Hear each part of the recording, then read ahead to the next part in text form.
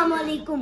Imported हुकूमत ने पूरी दुनिया के लीडर इमरान खान को गिरफ्तार कर लिया है और महंगाई से अवाम का जीना हराम कर दिया है। इसके लिए मैं एक नज़म सुनाऊंगा। मुझको अपने बैंक की किताब दीजिए, देश की तबाही का हिसाब दीजिए। मुझको अपने बैंक की किताब दीजिए, देश की तबाही का हिसाब दीजिए। गांव गांव जख्मी फिजाएं हो गई, जहरीली मुल्क की हवाएं हो गई।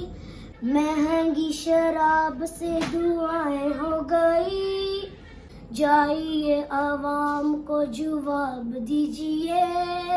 देश की तबाही का हिसाब दीजिए। मुझको अपने बैंक की किताब दीजिए, देश की तबाही का हिसाब दीजिए।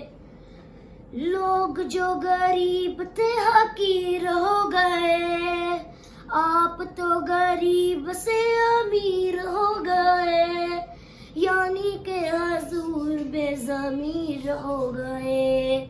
खुद को बेज़मीरी का खिताब दीजिए, देश की तबाही का हिसाब दीजिए।